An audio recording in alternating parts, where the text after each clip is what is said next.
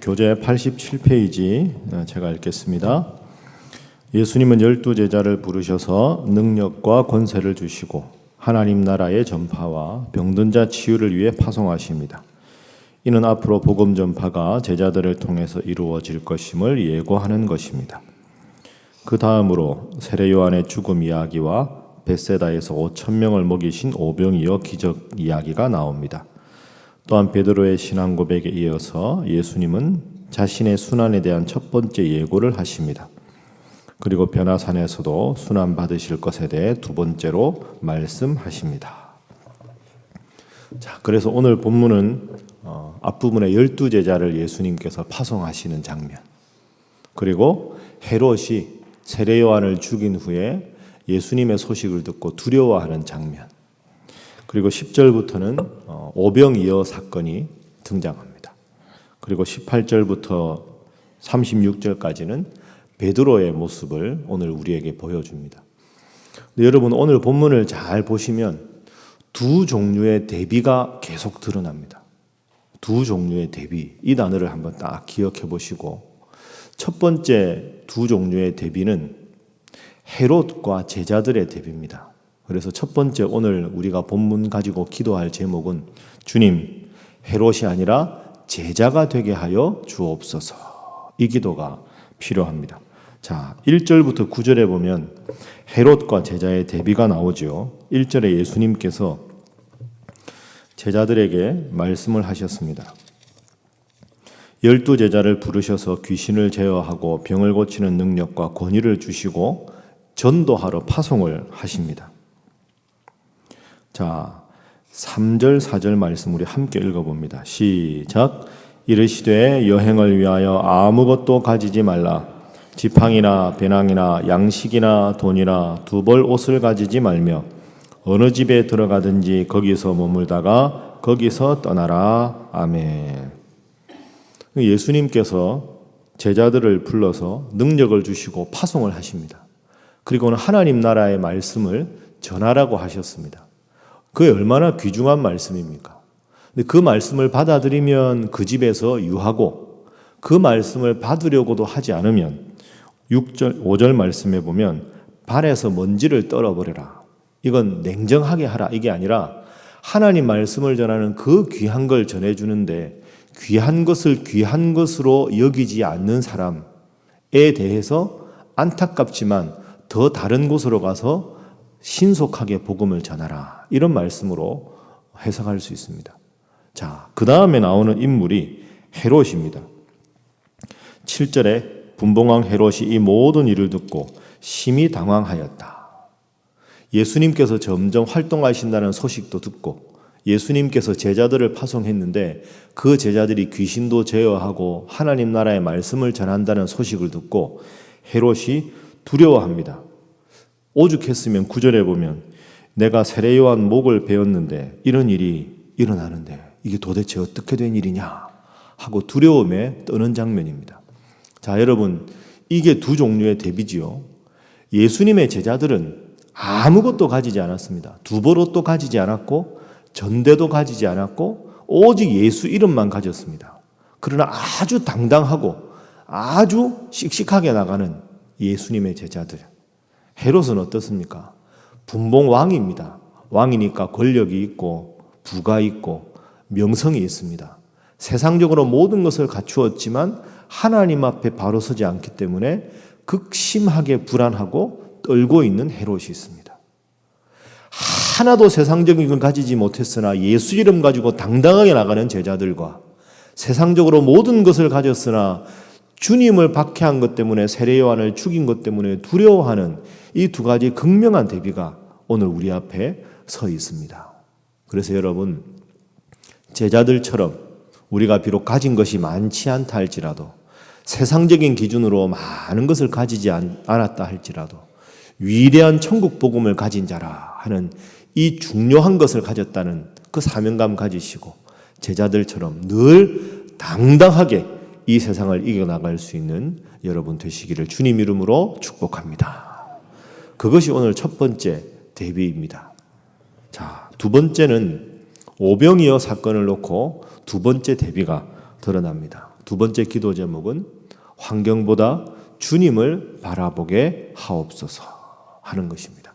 자, 우리가 잘 아는 오병이어 사건이 나오는데요. 우리 12절, 13절 말씀 보시면 날이 저물어 가며 12 사도가 나와 여짜오되 무리를 보내어 두루 마을과 촌으로 가서 유하며 먹을 것을 얻게 하옵소서.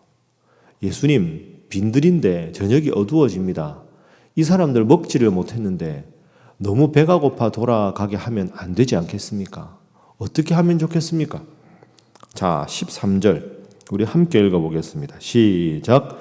예수께서 이르시되 너희가 먹을 것을 주라 하시니 여짜오되 우리에게 떡 5개와 물고기 2마리밖에 없으니 이 모든 사람을 위하여 먹을 것을 사지 아니하고서는 할 수 없사옵나이다 하니. 아멘.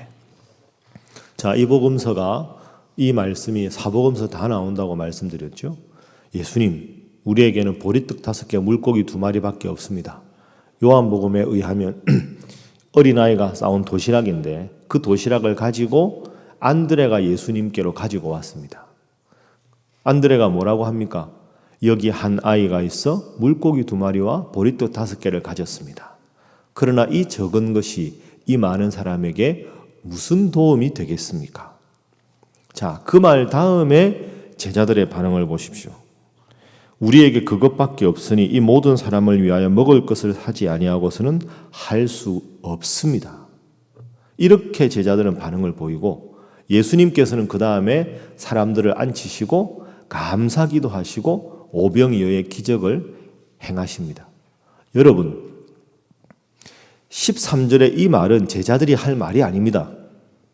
후반부에 먹을 것을 사지 않고서는 할 수 없습니다라는 말은 객관적으로는 맞는 말이지만 예수님을 눈앞에 모시고 이 말을 해서는 안 되지요. 제자라면 어떻게 말해야 되겠습니까? 예수님, 저희가 가진 것이 비록 적습니다. 이 많은 사람들에게 감당하기 어렵습니다. 그러나 주님이 계시니 주님이라면 모든 것을 행하실 수 있는 줄을 저희 제자들은 믿고 있습니다. 이렇게 해야 제자답지 않습니까? 그거 하나 들고 사는 거 외에는 대안이 없습니다. 예수님 속으로 마음이 어떠셨을까요? 아직 멀었구나. 내가 있는데 아직 멀었구나. 이 생각 안 하시겠습니까? 그래서 두 번째 대비는 그 보리떡 5개, 물고기 2마리를 놓고 하는 제자들의 반응과 예수님의 반응입니다. 이 제자들은 그 많은 사람들이라는 환경을 바라보고 예수님의 능력을 부인한 사람들이고, 이 예수님은 그 많고 많은 무리가 있으나 내가 하나님의 능력을 가졌으니 이 환경을 압도할 수 있는 능력으로 내가 이 환경을 넘어서리라 하시는 예수님의 모습을 볼 수가 있습니다. 우리는 지금 어느 편에 서 있습니까? 참 힘듭니다. 예수님처럼 살기가 힘들죠. 이 제자 욕할 게 아닙니다. 사실 우리가 다 이런 모습 아닙니까? 그런데 왜 하나님이 오늘도 이 본문을 읽게 하셨겠습니까? 그렇구나. 우리가 주님과 함께라면 기도하는 것이 가장 큰 무기이고 이 말씀대로 살아가는 것이 인생의 가장 큰 지혜구나. 그것을 다시 한번 깨닫게 하시기 위해서 주님께서 오늘 이 말씀을 우리에게 읽게 하신 줄로 믿습니다. 환경 바라보시고 한숨 쉬지 말고 환경을 넘어서 역사하시는 주님 바라보시고 늘 기도하시는 여러분 모두가 될 수 있기를 바랍니다. 이것이 두 번째 기도 제목이지요. 환경이 아니라 주님을 바라보게 하여 주옵소서. 자, 이제 마지막 세 번째 대비가 오늘 본문 18절부터 마지막 36절에 드러납니다. 기도 제목은 오직 주님만 붙들게 하여 주옵소서. 그래야 우리가 오병이어도 기적을 체험할 수 있고 삶 가운데 주님 뜻대로 살아갈 수 있지 않겠습니까? 세 번째 대비는 베드로의 두 가지 모습입니다. 자, 베드로라는 한 인물이 어떻게 상반되는 모습을 보이는지 한번 보시죠. 자, 예수님께서 19절에 물으셨습니다. 18절에 무리가 나를 누구라고 하느냐? 대답하여 이르되 세례 요한이라고도 하고 엘리야라고도 하고 옛 선지자 중에 한 사람이라고도 합니다. 자, 20절 함께 읽습니다. 시작. 예수께서 이르시되 너희는 나를 누구라 하느냐? 베드로가 대답하여 이르되 하나님의 그리스도시니이다 하니 아멘. 이게 마태복음에도 나오지요. 당신은 그리스도시요 살아계신 하나님의 아들이십니다. 당신은 인류를 향한 하나님의 구원자이십니다. 이 말씀을 듣고 마태복음에 보면 예수님이 칭찬을 많이 하셨습니다. 바요나 시몬아, 내가 복이 있도다. 이것을 알게 하신 것은 하나님이 하신 것이다. 너의 이 아름다운 고백 위에 내가 교회를 세우겠다. 음부의 권세가 이기지 못하게 하겠다. 내가 천국 열쇠를 너에게 주겠다. 얼마나 이 고백 때문에 큰 칭찬을 받았습니까? 베드로가 속으로 그렇게 생각 안 했겠습니까? 그렇지. 야, 역시 내가 반장될 자격이 있다. 너희들 보고 있느냐? 예수님이 이런 칭찬을 나에게 하고 있다. 우쭐했을 겁니다. 반장 제자답습니다. 그런데 자, 바로 이어지는 사건을 보십시오. 28절부터 예수님께서 기도하러 8일쯤 지나서 가십니다. 자, 28절 읽어봅니다. 시작. 이 말씀을 하신 후 8일쯤 되어 예수께서 베드로와 요한과 야고보를 데리고 기도하시러 산에 올라가사. 아멘. 제자들 중에서도 더 믿음직한 제자들, 딱 베드로 포함해서 산에 올라가서 기도하십니다. 어떻게 됩니까? 변화산의 기적이 일어납니다. 예수님 옷이 환하게 하얗게 변화가 되고 구약의 대표자인 모세와 엘리야와 더불어서 우리 주님께서 대화하시는 장면을 보게 됩니다. 자, 이 장면을 보고 베드로가 8해 후에 뭐라고 합니까? 33절. 주여, 우리가 여기 있는 것이 좋사오니 우리가 초막셋을 짓되 하나는 주를 위하여 하나는 모세를 위하여 하나는 엘리야를 위하여 하사이다 하되 자기가 하는 말을 자기도 알지 못하더라. 너무 그 광경에 압도당해가지고 예수님 초막셋을 짓죠. 주님 위해서, 모세를 위해서, 엘리야를 위해서. 여러분, 이 말은 반장 제자가 할 말이 아닙니다. 예수님이 변화산 사건을 경험하게 하신 이유가 무엇이겠습니까? 제가 이 본문으로 설교도 했지요. 변화산의 그 아름다운 광경을 함께 보고 변화산 아래 저 죄악 많은 세상을 이 변화산과 같이 하나님의 나라로 바꾸어야 한다는 것을 보여주기 위해서 제자들을 데리고 가신 겁니다. 그렇다면 이 상황을 본 베드로가 어떤 반응을 보여야 되겠습니까? 주님, 감사합니다. 부족한 저희에게 이 압도적인 광경을 보게 하셔서 감사합니다. 주님과 함께 저 변화산 아래로 내려가면 이 변화산에서 본 광경을 꼭 마음속에 품고 하나님 나라 건설을 위해서 목숨까지 바치겠습니다. 예수님은 이 대답을 기대했는데 베드로가 여기 초막셋을 짓지요. 이 말은 예수님 저 내려가지 말고 여기서 그냥 살았으면 좋겠습니다. 여러분, 이게 우리 인간의 부족한 모습입니다. 당신은 그리스도십니다 해서 큰 칭찬을 받았던 베드로인데 그 딱 8일 지나서 예수님 보시기에 참 안타까운 모습을 보이고 있습니다. 누구 닮았지요? 누구 닮았습니까? 저나 우리나 똑같지 않습니까? 어떨 땐 참 주님 마음에 들었다가 어떨 때는 참 주님 앞에 부족할 때가 많이 있습니다.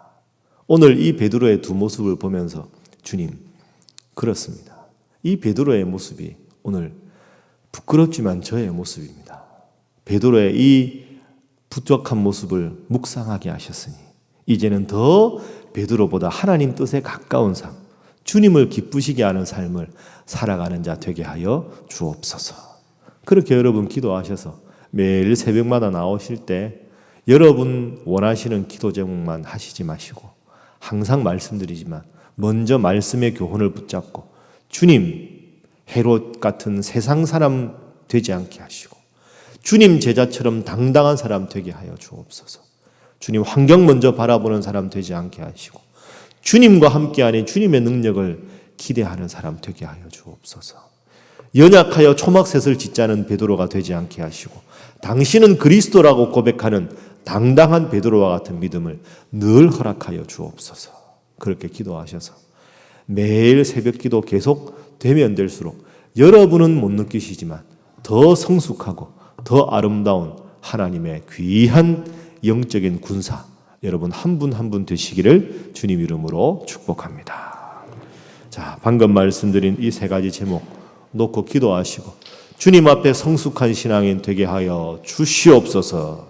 다 함께 주님 앞에 기도합니다. 주여 믿습니다. 주여 믿습니다. 주여 믿습니다. 하나님